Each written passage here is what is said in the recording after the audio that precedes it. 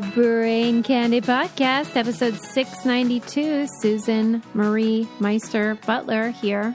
Sarah Whitney Rice.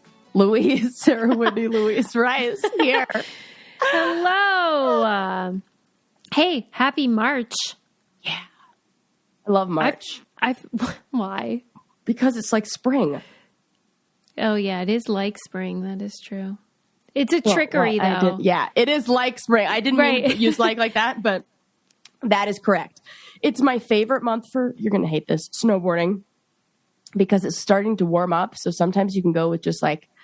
Oh, no, I like that about it. It's like warm, and the snow feels so good when it's like, I'm like getting a tan and snowboarding. It's so fun.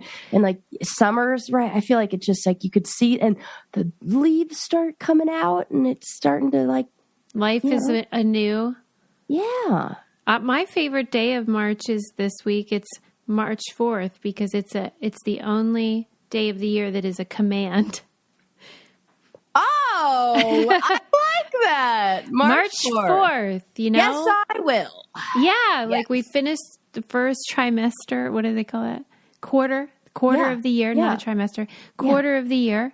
Now, March 4th, like a carry on. Yes, I like that.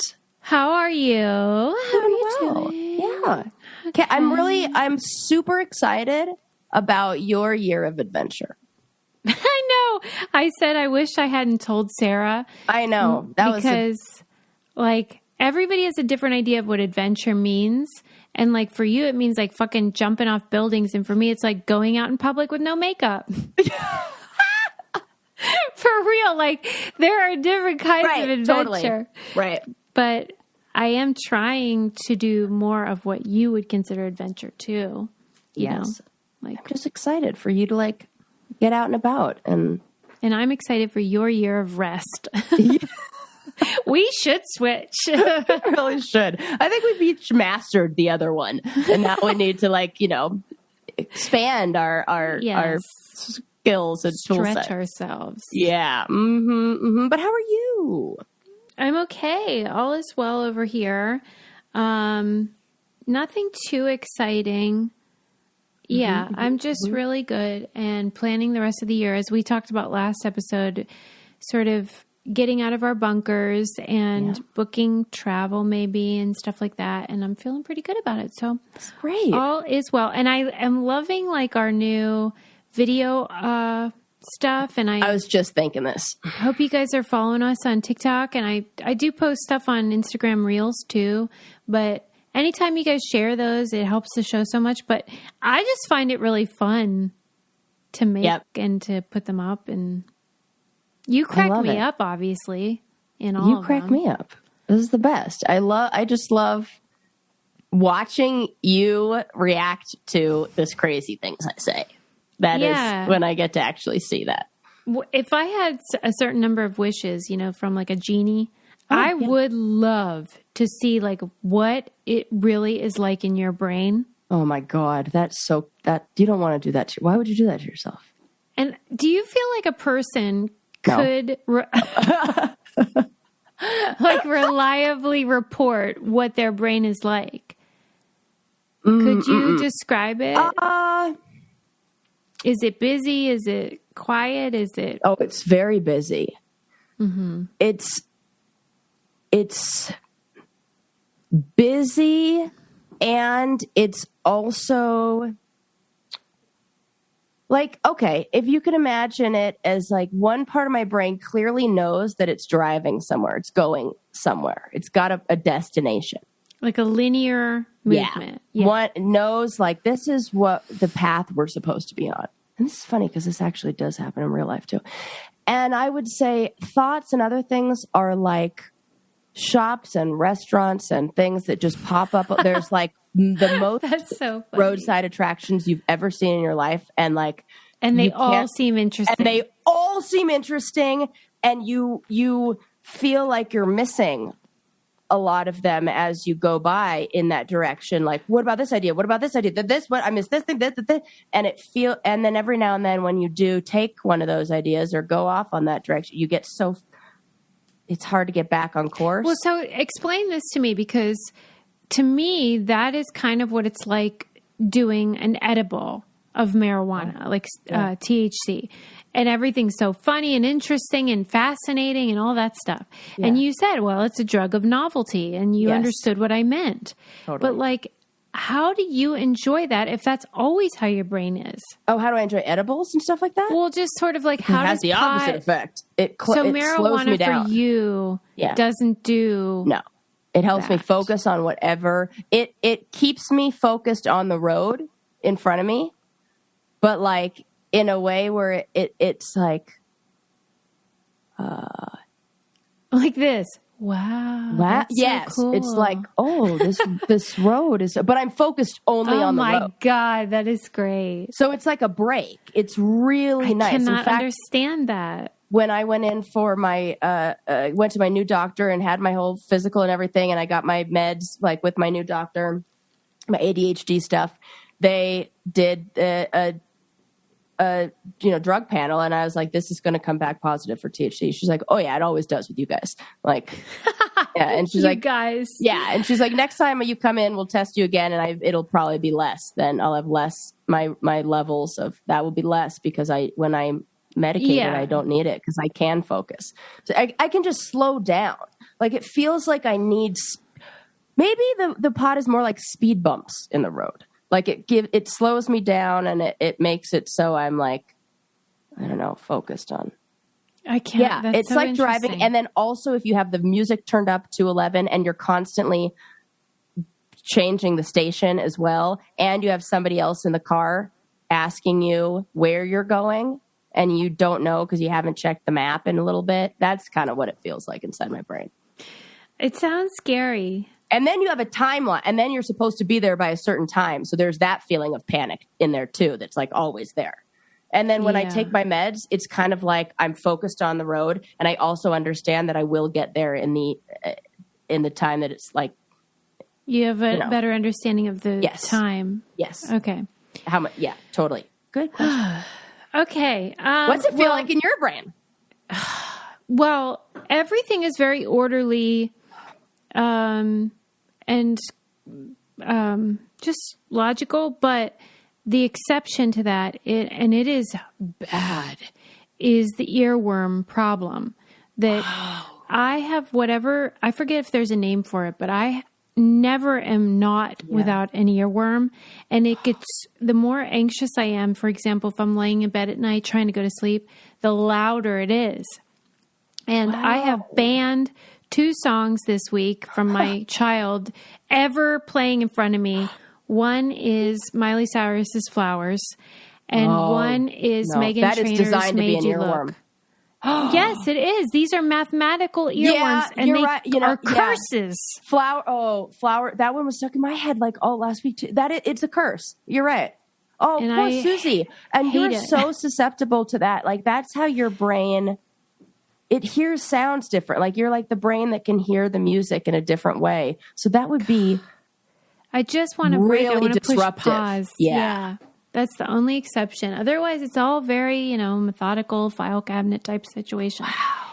And I'm just like, shut up. Because both of those songs are great. I love them. Made You Look and Flowers. So great. But that's like the problem. But anything 1,000 million times is terrible. Terrible. And it's always just one lyric, like one stanza. Phrase. Yeah. Okay, we're going to read a review. Let's play the music. It's the time of the show where we stop and read a review. Could be good, could be bad. It could be the best one that we've ever had. Okay, so what I will say about the review, and this is one of the challenges of having a podcast where we're talking to people, but it's a one-sided thing where like they can't really respond. Yes. And so this one has me perplexed, and I'm so glad she left the review, but I want to talk to her because I'm confused about it. Okay, this review is from Patty 1234567. Love it. And she said the title of it is Love, and it's a 5-star review. So thank you so much, Patty. Thank you. Love it. And that is so helpful to us. she said she really loves this show. It's great to see us. This is actually a review for this Things We Got Wrong. Oh. But I'm going to read it anyway. She says she loves the show and the concept of like reflecting on your past opinions. Mm-hmm. But she said that the way that we talk about cancel culture irks her. And that the implication is that it's a left-wing invention. And it's a very long review, so I won't read the whole thing. But I am with her. Like, I grew up in a conservative home, and we like weren't allowed to watch Disney films because we were boycotting them. Like, she's saying, this is a good point. This is an excellent point. She's saying religious conservatives have been using the technique for a long time, and all this, the Dixie Chicks, remember with the, I know all that, and I agree. Yeah. And I am confused because I don't remember, number one, ever talking about like cancel culture at length with you. Do you remember doing that? I feel like we should probably have. I've talked about it on her side, though. I've said like how annoying it is that like Louis C.K. won a Grammy and everyone is saying he's canceled. And I've had conversations at cocktail parties where people talk about cancel culture, and I challenge them on it, and I say, can you tell me a person who's been canceled? Because like, what does that word mean to them? Right. Do you mean like they got a lot of tweets at them? Because that's not canceling. And the woman had said these comedians like Chris Rock and blah, blah, blah. And I'm just like, if you still have a career and are touring and all that, the only person that I can think of that had an actual consequence that was sort of career altering was Roseanne. Oh, and Roseanne. Yeah, Roseanne. Because I would say Kathy Griffin, maybe. No, she's still, maybe. That was definitely for a while. Yeah. But like ultimately they usually come out of it and can continue touring and making money. So I guess first of all, we need to understand what we mean by cancel. Yeah. But also like, I'm on your side. Like, this is not like growing up. Conservatives wanted to cancel everything that didn't align with, and I had to go along with it because I was in that club. So maybe that's what we talked about, how like people on the left are really quick to cancel things and we haven't, and like real quick to just kind of, I think we've probably, I guess, but it doesn't really reflect all of the. But like I said, we talked about how mad we are about Louis C.K. and that's on her side of it. Yeah. Maybe she didn't listen to that episode. I know, but so I'm trying, totally, Patty, I love you. I'm just trying to figure out, like, wonder which episode it was or like what we were talking about, because in general, I want accountability on people, including myself, and consequences for bad behavior. Bill Cosby, I'm mad about him going on tour. Yep. So I'm not quite sure what she means, but I totally appreciate that she did this in such a great way where she left us a 5-star review. That is the way to do it.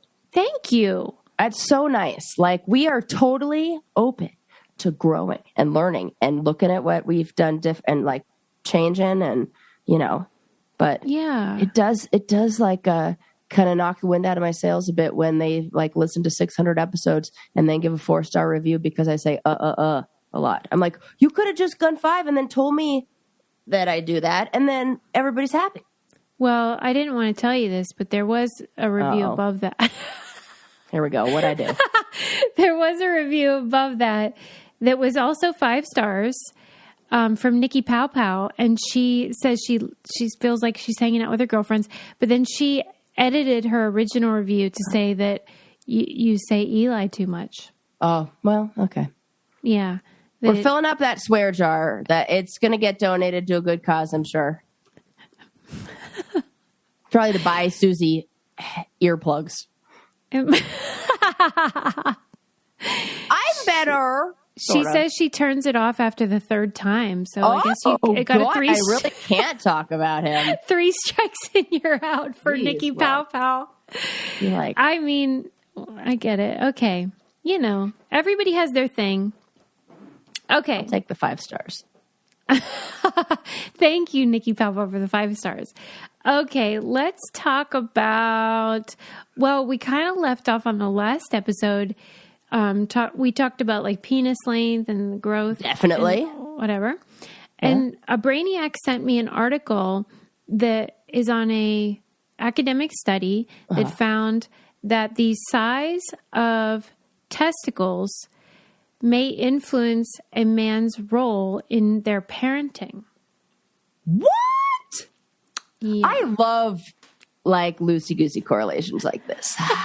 And it did say specifically it is a correlation. That's the rule. Correlation, not causation. It said this is a correlation. But I was pretty, I don't know, convinced. Oh my God, tell me. Okay, first I'm going to tell you though about how thankful I am for Nutrafol because my hair is finally growing, as you people know. And so I was talking to Adam about it because I can tell sometimes when I'm doing my hair, like he looks at me like with the side tilt head and like feels bad for me, but I feel embarrassed that he feels bad for me. Oh, Suze. And I'm like, I know my hair. And he goes, it's just so thin. And I go, but look, because he notices my ponytail and how thin the pony is. I pulled it up to the very top and I said, put your fingers around this. Yeah. This is sounding sexual, but it was just my ponytail. Yeah. And he couldn't believe it because the new growth is thick. Yes. And it is getting to that length where you could almost, I notice it too.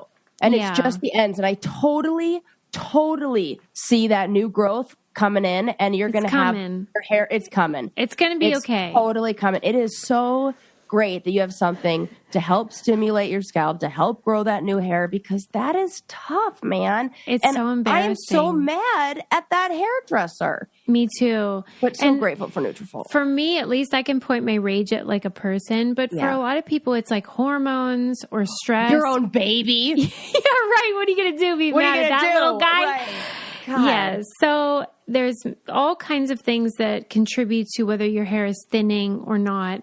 And so Nutrafol is such a great option if you want to support that hair growth and get the vitamins and stuff going that encourages healthy, great growth. You can grow thicker, healthier hair and support our show by going to Nutrafol.com and entering the promo code BRAINCANDY to save $15 off your first month subscription. This is their best offer anywhere, and it's only available to U.S. customers for a limited time.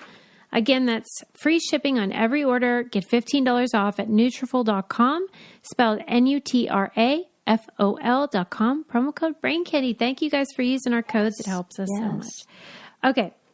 I've been taking such stock in how things change over time, and like how, like, if I give my plants Miracle Grow, you know, like 3 months later, they're like looking nice. And I understand that it takes like time for them to grow for some reason. But then with myself, I'm like, it's like a whole new thing where I'm like, I'm going to actually like take my vitamins and do the thing like regularly, because like I somehow understand that for my plants, but why I don't apply the same thing to me is like silly. So I'm trying to just do that, and it's been great. So I'm so glad. And you're right. Like observing that kind of growth in other things, you're like, oh wait, I guess. Oh, right. That's how this works. Takes a minute. Yeah. Takes a little while. Like it took an entire year for my plants to grow just a few new little leaves. Okay. So this study on the size of testicles, here's what it showed. The size of a man's testicles may predict how enthusiastically he participates in parenting, according to a new study published in Proceedings of National Academy of Sciences. Men who are more well-endowed in this particular department tend to be less involved in run-of-the-mill parenting, like tucking their kids in for bedtime, feeding them, or taking them to the doctor. Wait a sec. These big bald daddies don't want to spend any time with their kitties? Is that what we're saying? Yeah. What? Okay. Question. Is there a correlation between testosterone and size of your testicles?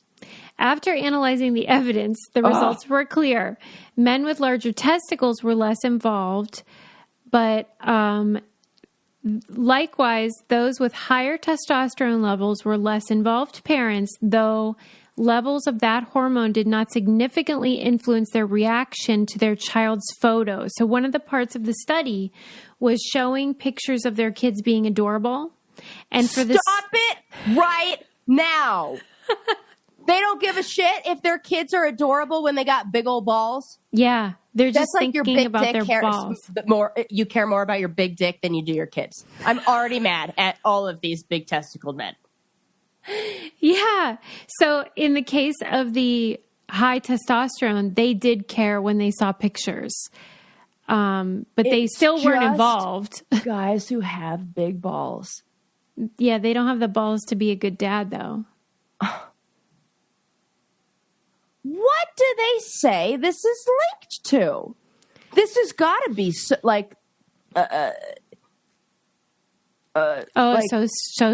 norm thing. I mean, what? I don't know. And they said that this was sort of like you were saying before in our last episode about like, this is such a early stage of the study that they're like, we are trying to figure out what that could be from. Because you immediately think, well, it must be the testosterone sort of decreases that nurturing urge. Right. But in that case, yes, they weren't as good of parents if they had high testosterone, but they at least reacted when they saw a picture. That's all very disturbing. Like all the things. Well, so what like, makes it disturbing for you? Because that like conservatives are right that like men are less designed for parenting. Oh, I didn't even think about that. Because I hate that part. Yeah, I totally hate that part. Like that women are meant to be in the home and be nurturers, and men are meant to go out and get money. I was thinking even like that the things that we put on a pedestal in a way work, not us, but like work against us. Like you would say. There are, I think there are studies out there that talk about women's attraction to men with higher testosterone at different times of their cycle, and how we are to be impregnated. We have a desire to like biologically, our instinct is to reach towards somebody who in the long run wouldn't even fucking bat an eye at the picture of his kitty. Yeah, what is that about? That's twisted. That like it's you have to override biology in that sense. Like that's why I'm like, do not trust when you're ovulating. Don't listen. Don't trust that woman. She is is it testosterone hungry? Is it though that your magnet. Evolution says you want a man who like is only interested in going out and like killing the bear? Oh, and isn't in a way going to take your job away? Like, yeah, they're going to like provide for you and provide for the family, but they're not going to get caught up in all the hubbub at home. I don't know. I hate it though. That's a good argument. I do too. Because like that means find you a kind of like a man who's not so masculine if you want to. Yeah, this is the Brad Pitt. Brad Pitt, John Cusack phenomenon. I don't know this phenomenon. Or often referred to as the George Clooney, John Cusack phenomenon. That women tend to go back and forth. Like you can see it in movies. That the leading man will be a George Clooney type who's like this, like rip, the testosterone guy. And then the next season we'll have met the man that is like the love interest is like John Cusack, who's like the opposite. Like tender, sensitive. Yeah, he's going to like hold up a stereo outside your window and like, cry for you in the rain. He's done that in like every fucking movie he's in. He's like crying for a woman in the rain. Like, Charlie, I love you. What do you tend to be more attracted to, like just naturally yourself? Oh, the sensitive one. Yeah, me too. For sure. And I think that's because my testosterone levels are high. I don't know if I told Me you this on the too. podcast. Yours are high. My Yeah, that's why I brother have got chin his acne. testosterone levels tested. The normal range is like, I think the cutoff is like 600. My brother's levels were in the 900s. He's like so beyond. My brother has so high testosterone. Like now I we think know our it's whole just family, like a rice train. yeah, will have like so much testosterone that like I think that I tend to find the nurturers, and Yeah, okay, that's a good match then. yeah, it's great. But it is disturbing that like guys with big Really balls disturbing. don't really care about their kids. It's the fact that they didn't respond to the photos. Yeah. It's a bummer, man. Like gals. Bet you didn't know that you needed to bring a little teeny tiny scale with you. And if you get stopped by the cops, they'll be like, is this for dealing drugs and measuring drugs out? Why do you need a scale so small? And you're like, no, it's to weigh the balls of any guy I go out with. And if they're too big, I'm not doing it. For real. I don't even think I've ever looked at balls. Never. It's never been something that has even crossed my mind, or I've been like, oh, those are a nice set. Like, I literally don't give a fuck what your balls look like. Nice set. I never once thought like, oh, they're hairy. Oh, they're wrinkly. Like, I've never compared. I couldn't even tell you what a ball sack of anybody I look like. There's none of them that stand out to me. You couldn't like pick them out of a lineup. Definitely not. Definitely not. But I am convinced I could pick their dick out of a lineup. Well, yes, I think that. Yeah, isn't that funny? No, because that's the showstopper. Well, right, but like I think apparently guys think that we care about maybe that is the mystery. Why do they mystery. think we care about balls? I wouldn't even notice if you had none. I swear. Right. It would take me a might long notice time, but it would take a while. It might notice in like, and that there's got to. I wouldn't. As somebody without a set of my own, I feel like there's some connection and some like part of like your identity in a way that I don't understand. Yeah. And women aren't weird like this about tit size. It's not like we like have bigger boobs and love our kids more. What the fuck is this about? Yeah, right. That's so true. I wish that famous quote that's attributed to Betty White about how like, why do people say whatever about balls? It should be the takes balls. Like, yeah, like a pussy's the one that could take a pounding. And I wish she really had said that. Did she not? No, she never did. But I don't know. I bet she would co-sign that though. Yeah, she'd support it for sure. She's like, I'm into that. Yeah. But anyway, so check your partner's balls before you take the plunge. There you go. That was in Smithsonian Magazine. Thank you to the Brainiac who sent that to me. Okay. This is one of my favorite maladies.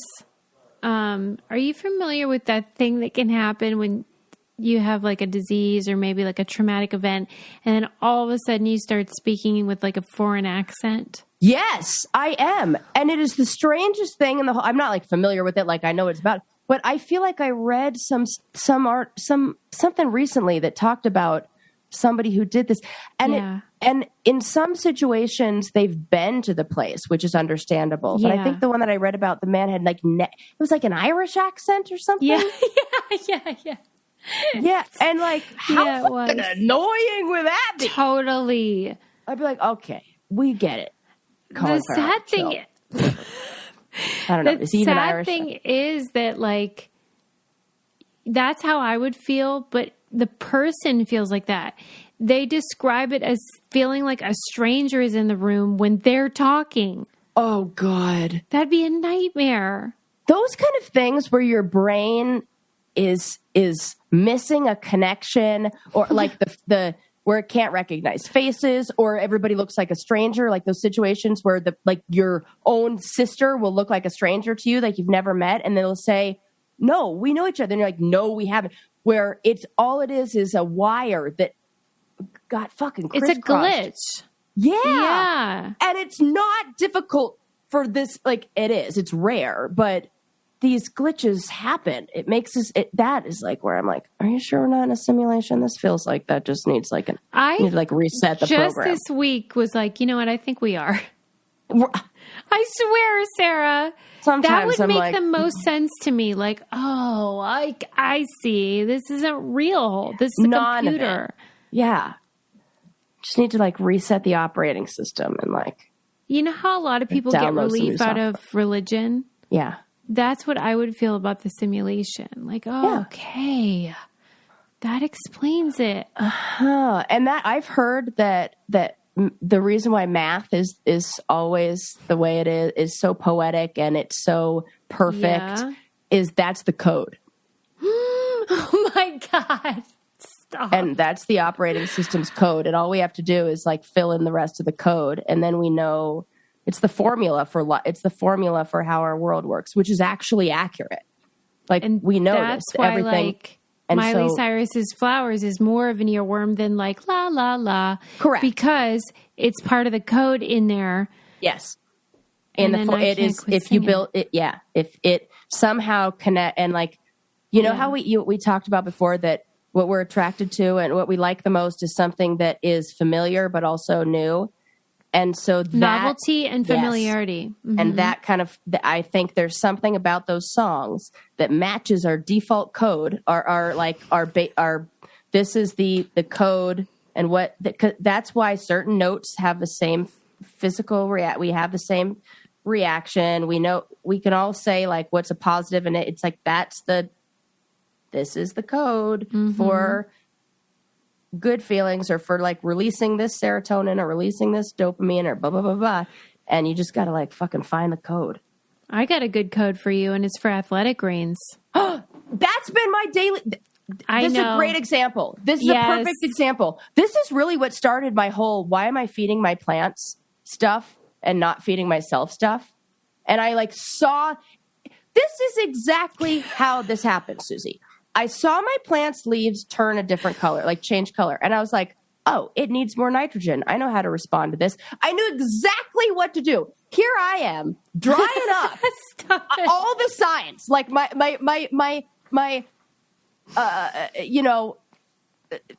the leaves that I have are like my hair. You might as well think it's like drying up. It's getting like all my pores, my skin. Everything is screaming at me. She's shriveling up. Yeah, please give us some nutrients. Yeah, like you do your plants. And so I'm telling you, I had no idea how important vitamin D was for me to take on the daily. Well, because you've always lived in California, so it was less of a thing. I know you get a lot of sun in Colorado, but it's just different in different areas. Mm-hmm. And this is a big deal in the northern part of the world, like U.S. here too. And so this makes it so easy because Athletic Greens, you can pour the stuff in the thing and in the water, take it every morning. You'll feel like $1 million, but there's also the vitamin D drop. It's like boop, and then you're done. Yeah. It's become part of our ritual. We do the A1 or AG1 by Athletic Greens. That's like super easy. Just every day. Eli is so into it. You're in a routine. She's going to turn it off. Oh no, Patty, we're sorry. Or no, who we do not speak of, is also because you guys are you both are in a routine, right? And he's like the organized mind. So he's like, this is what we're doing. This is we ain't getting any younger over here, and plants don't water themselves. So yeah, and if you can convince yourself to sort of get in this routine, you will feel like $1 million. So it really does help. AG1 and then the vitamin D drop. If you're looking for an easier way to take supplements, Athletic Greens is giving you a free 1-year supply of vitamin D and 5 free travel packs with your first purchase. Go to athleticgreens.com/braincandy. That's athleticgreens.com/braincandy and check it out. I always say, just go get your vitamin D and the 5 free things. Give it a try. See if you like it. Right. You know what I mean? Give it a whirl. You're somebody who, like, we do this for other people. Like, I see my friends who have kids, like, do the things for their kids and, like, make sure that you take your multivitamin. And, like, then we just don't do it to ourselves because we figure, like, if it ain't broke, guess what? It's slowly falling apart. This is what I'm saying to myself. And so now I'm putting it Yeah, back just together. ask my mom. God. Oh, right? Well, honestly, I was thinking about that a lot. That was what motivated me to go to the doctor. And because it was like, and then I said, just give me every test because I'd rather just know than not know. Yeah, get the Just scoop. know. Right. Totally. Right. Okay, so any hoodles. This guy he's a North Carolina man, and he got testicular cancer.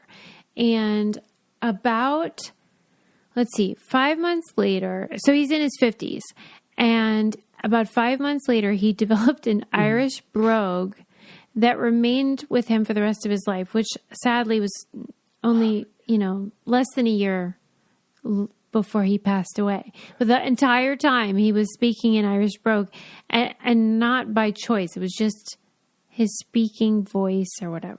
I read the same article, and it was interesting because it was the testicular cancer. Because then they removed it, and then it came back in another place, right? Didn't it become? Oh, that I don't know. I think it went to another part of his body, and it never went away. Like they couldn't. They said it was the first example of this phenomenon happening in someone with testicular cancer, and maybe that was it. The third for malignancy. Wow. But this can happen like if you have a traumatic event or whatever, some things just happen. And they claim that it's because your immune system can attack part of your brain as well as muscles and nerves and all that stuff. And they describe it as an unsettling feeling of hearing a stranger in the house whenever they speak. And these are some other examples of it, which I just have to mention. UK woman Linda Walker suffered a stroke and discovered that her Georgie accent had been replaced by a Jamaican-sounding voice. And then one was...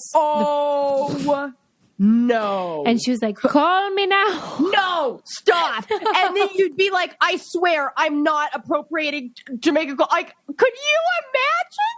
No matter what and you she's do, getting canceled. Oh my God, for having a brain She's disorder. like, first the cancer, Yes, now no. the cancel. God. That is, what a cruel, cruel joke our brains play on us. That's fucked up. Yes. And then what it said, one of the first, it's not even funny, but it is.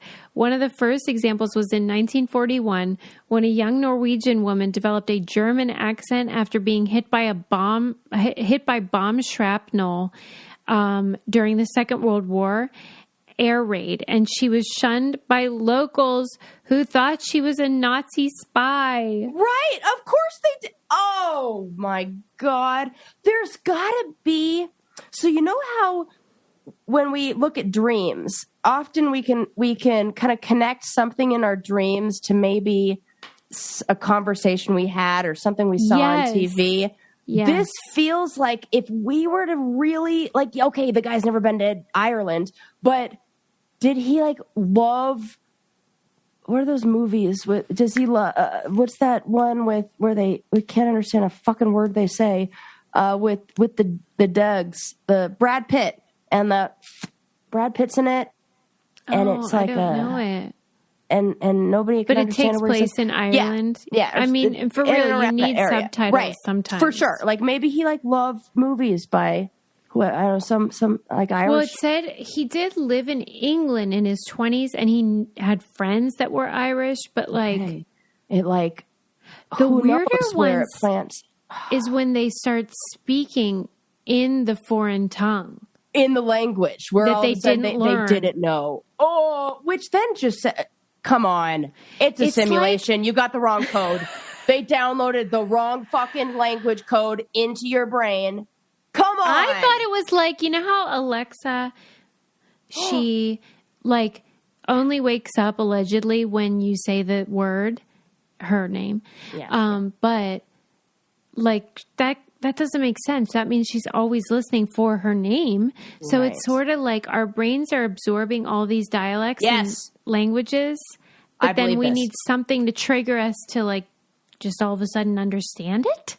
That there's so much space that this we have the answers to everything. It's just what we choose to information we choose to hold on to and not. And then when we get something like this, it unlocks that file cabinet that's been locked away because we're like, oh, we don't need French. I'm in America. And then you do this and it's like, oh, well, we better open this cabinet and use all that information. And then we're like, no, that's so weird. I don't know why this happens and I can't deal freaky. With that. Yeah.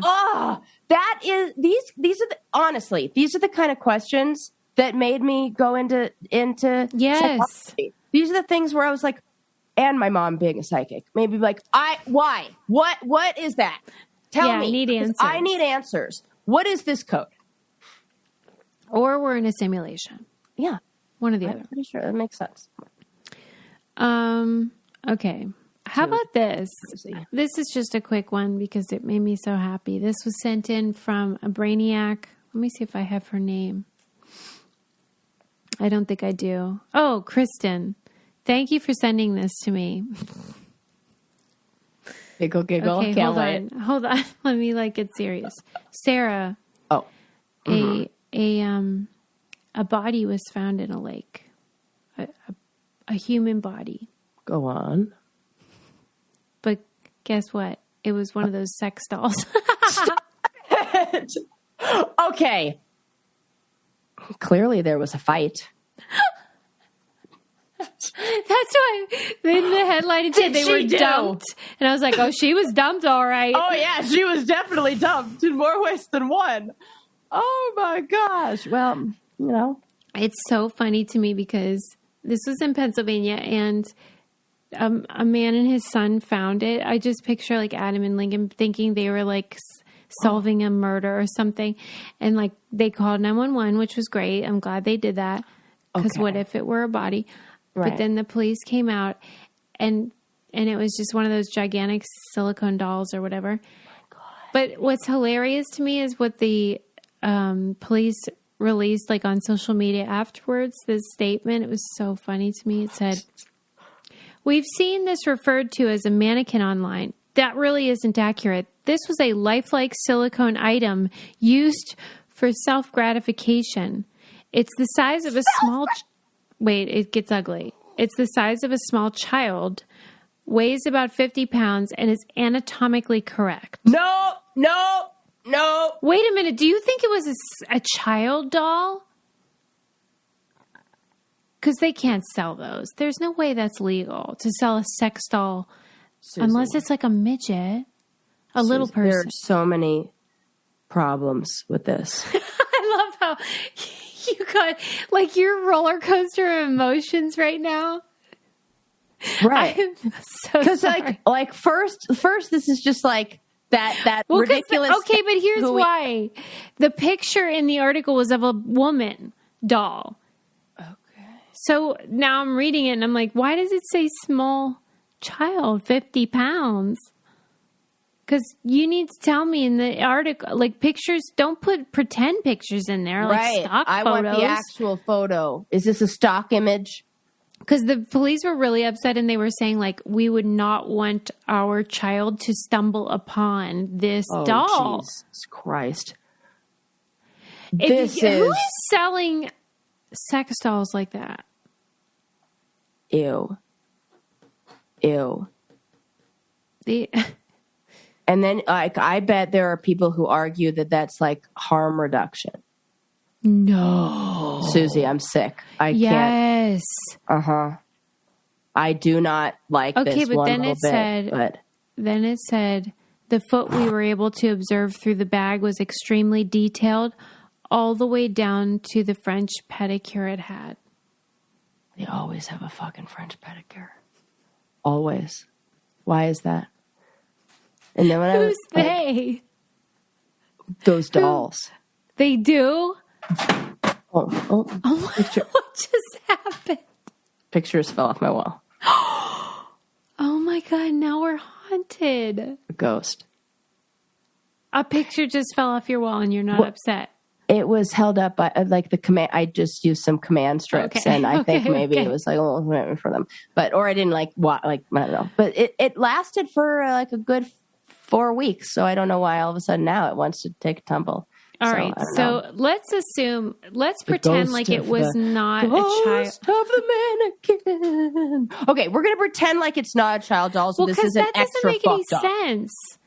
That doesn't make any sense because the picture, well, I'm just saying because the picture was... Okay, got it, because the picture that they... Was the picture... Did it look... They did... Stop! What, to protect the innocent? To protect the guilty.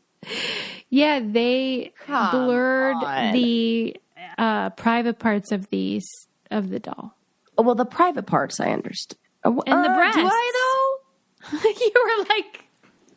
I can see that. No, I don't. I think that's insane to... That is insane. Censor then censoring a doll, like a mannequin, then says that okay, everything is weird about this. I would see, this is one of those things where, like, there are too many weird red flags. Somebody needs to investigate who this belongs to and then check that person's fucking search history. Like, go through that. Yeah, if it is like a child. I'm going to say 99.9% chance that's a dude who the owner is a man. Yeah. I do not see a woman doing this. So I check his computer and check his encrypted files. This is bad. Where did this happen? Pennsylvania. Oh, Pennsylvania. Okay. Mm-hmm. Yeah, some small town. But, like, imagine, this seems very bad to me because we've talked about how expensive those dolls are. Yeah. Right. So what would make you throw one in the lake? Exactly. What would make you throw one in the lake? Is there evidence on this doll? I don't know. I mean, like... Yeah, because you're right. It probably was like a fucked up one. This seems bad. Now it makes sense because when I'm reading it, I didn't understand why the police were like so disturbed and why they were so adamant. Like, this was not a mannequin. This was not, they're trying to say like, this is a deviant. Oh shit. Tool. And we need to definitely find out who did this. And because this seems like the entry, gateway to this. There's is like future. Story. Yeah. This is a stepping stone to fucking serial killer. This feels like he's practicing. Like, don't fuck with cats or whatever. Yeah. Yeah. Oh, I do not get a good feeling about this. Nope. Bad. Well, thanks to Kristen for sending it. I wish I had realized earlier that this was so dark because I would have prepared you. It was funny until I thought it was. Yeah. It's not funny if it's a child doll, you sick weirdos. Okay. Yeah. She means the owner of the doll. Oh, yeah. The owner. God, or so... whoever's and the selling people who these. make them. Yeah. Ew, I hate everything about this. Okay, moving on before Sarah, glitches. Yeah, glitches. I'm sure you saw in the news that the Roald Dahl author, the company, the children's author, Roald Dahl. I know, very familiar. Love all the books. Well, his, I don't know, company, whatever his estate, whoever handles all the books now, have decided to go through all his books and make some changes that better reflect the values of today's society. So they decided to get rid of any usage of the word fat when it's describing a person. They decided to remove any references to the word black, like to describe someone. And they decided to make the Oompa Loompas gender ambiguous. Okay. So, for example, Augustus Gloop, I guess his name was in, Charlie and the Chocolate Factory. Was described in the book as, he was described as enormously fat in the book, and they are just calling him enormous now, for starters, which seems to defeat the purpose of yes, it does. Edits. I don't understand what we're doing by taking out descriptors. And also, I am speaking about this as a white woman. I absolutely understand that. But I recently was listening to an interview with Morgan Freeman where he talked about like how these are descriptor words, and when you say like when you say tall, call somebody, yes, when you say we can't call somebody a black man and like, oh, don't use the word black, it makes it sound like that's a bad word. That if I have to get rid of that, that's negative. But they're not going through there and getting rid of white kid, which says one is negative and one is fine. And I don't like that. Well, I bet you, though, since that is very rarely a descriptor in books, it's like white is the default. So then any kind of racial description is like, well, unless you add white. Right. Exactly. So it doesn't seem like it's really... So I don't know. I don't know if we thought this was you want them to keep black? I guess I feel like you either have to describe everybody's color or nobody's color. Correct. Yeah. I would agree with that. But these things don't like. I think our problem is assigning a value to these things, which goes. It's so systemic and it's so like. So you feel like fat should be allowed because it's just like saying tall. Thin, fat, like, tall, what's short. What's bad about that? Like, it's not a negative. It shouldn't be. It's a describing word. Tall, short, like that.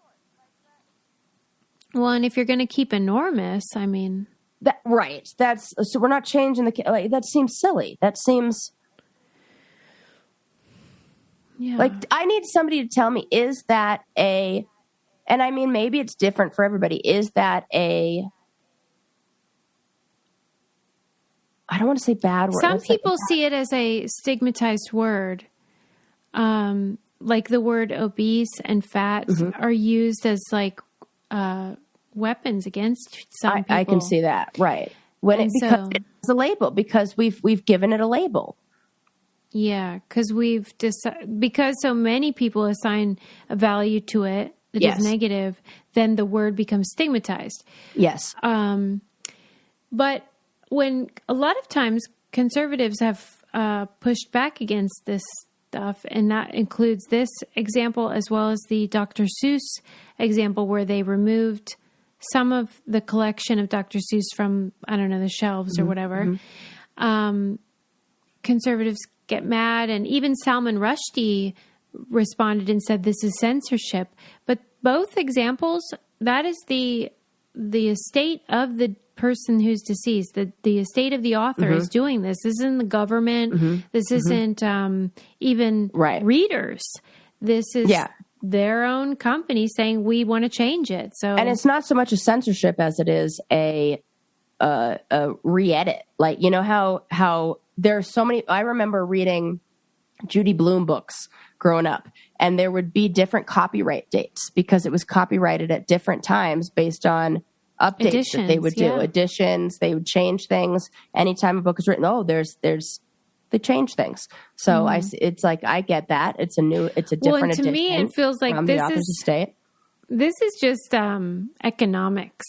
This is a belief by your company that you want to make this person's books popular in the future. And so if you see certain shifts in language that you think might preclude you from becoming successful in the year 2030, well, then you might make the business decision to change that book. I never see this as sort of like, oh, they're making a moral choice here. Nobody ever does see that. It as economics. Right. Yeah. For a bit where they have to actually put dollars out there and put the energy into. No, it's only for, exactly like you said. This isn't to maintain some legacy or to adjust some legacy. This is about dollars and cents, in my opinion. Because if nobody pushed back, then they wouldn't do anything. And it's interesting because I heard I don't know, this was years ago. There was some like kind of anti-Roald Dahl language going around, like I don't know, rhetoric going around about how he dealt with children who were adopted. And it felt almost like it wasn't a big enough issue for people to rally around for them to make changes. but this is a big enough issue that affects enough people in their mind and whatever. So we can make those changes. So it just feels like it doesn't.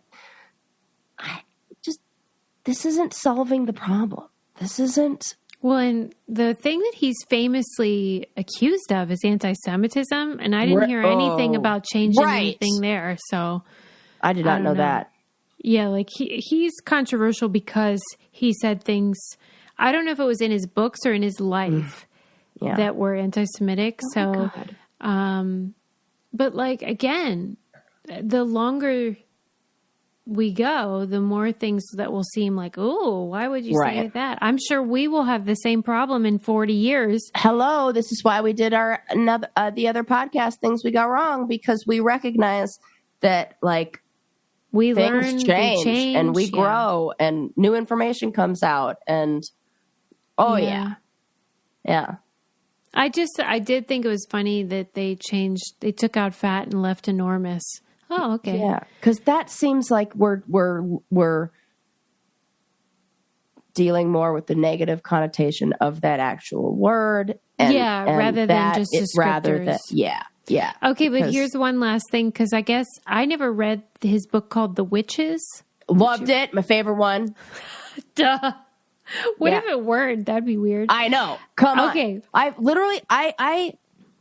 loved his books. And they really made me feel, in a way, like seen and understood. Like I connected to the characters. Because they're weirdos. Yeah, they're weirdos. They're rejects, and they often have terrible home lives, and they need to escape them. All of James, he went and lived in a fucking peach. Please. Oh, yeah. That was better than home. Good point. Right. Well, in the 1983 book, The Witches, he wrote that witches are bald beneath their wigs. Mm-hmm. But according to The Telegraph, an added line in New Edition says, quote, "There are plenty of other reasons why women might wear wigs, and there is nothing wrong with that." What are your thoughts on that edit? I don't know why that was necessary. It wasn't. What do you think drove that? I don't understand. Like, was there a lot of people saying like, hey, I'm bald and I'm not a witch? Maybe. How was there that many people that were worrying about this? I mean, I can see that, like, if you're a kid reading the book and say your mom has cancer and your mom goes through chemo and she has to put on a wig my God, every day. Sarah. And your little 7-year-old brain looks into the bedroom and sees mom putting on a wig, and in their little kid head thinks, oh no, my mom's sick and she's a witch. I used to think, because my mom, like, I don't know, had a active nightlife and every now and then would like go out, that my mom was a vampire. I was convinced. I was like, I remember a period of my life where I was like checking to make sure she wasn't a vampire. I don't know how, but I was like, she probably is. And I was like I was like terrified by this, like the idea that my mom was like a vampire. And like, I don't know what that came from. So I could see a kid whose parent is really going through that, which would be so hard. Like that would be something that you wouldn't want them to think, you know? That is a really nice example of who might care about that line that I never would have thought of and is so important. Yeah. Yeah. Because I had friends growing up whose parents had cancer and wore wigs. And I remember there was that time where I was like not old enough to ask questions or know even what questions to ask, but I would see like the wig, and I would just wonder, like, what does it look like? Like, what is it? It just, you have a lot of questions as a kid. And it could be really easy for a kid to go, oh, I guess she's a witch then. And I guess she's going to turn me into a mouse and eat me, or like all the other crazy. And that's just not what you want kids thinking. Yeah, good point. I love that. Thank you. Yeah. Well, there you go. Let's wind it down. Oh, wow. We just flew through that. Flew through it. Size of testicles may or may not make you a bad dad. Blew my mind. I mean, this... It's really something. Yeah. And foreign accents, always funny, but especially funny when they come out of nowhere and you never lived in that place. If you had to pick one, what would you choose? Excellent question. My instinct is to go Jamaican because it would be so like just only because it would be so great, but it would be so bad. I think I would go French accent. Ooh, because I feel like you kind of be a little bit of an asshole and get away with it. I don't know why. Like they're like, oh my God, she's so cute, she's French. She's sophisticated. Right. Yeah. I'd be like, oh, she's so sophisticated. Like that. Yeah. But what would end up happening inevitably is I would have what is it? The accent that is my default. I have no idea how to do an accent. Eastern European. Yes. I had no idea, but I went to Estonia and the husband at the time was like, as soon as somebody opened their mouth and started talking, he was like, hold the phone. This is the accent you have been doing forever. This is the accent you could do. So I could crush an Estonian accent, which is probably what you really are a master. If you ever get traumatic brain injury, I look forward to that aspect. This is probably what will happen. So we have that to look forward to. Mm-hmm. By the way, speaking of traumatic brain injury, I know we're winding it down, but my mom went to the Super Bowl party, like watching it party at her church. And and during halftime, they turned it off and they do testimonies instead. And I was like, because Mom, I was like, just so you know, the halftime show is the least offensive part of a football show. This is true. Because they are all getting traumatic brain injuries the whole time. And you're fine with that. You just don't want a woman to be sexualized. Right. Violence. Or sexual. Okay. Right. Anyway, God just forbid. want to add that. Pregnant Rihanna. The sex doll dumped in the lake was either really funny or really not funny. We're not sure. Jury's still out. Oh my God. I'm going to look this up. I'm going to go on a deep dive. Pun intended. Yeah. I'm dying. And Roald Dahl is trying to be woke. Okay. Yeah. I think that wraps it up. That's great. It blew my mind. This episode, so many interesting things. We love you guys. And thanks for all your support. And we'll see you next time. Bye. Bye.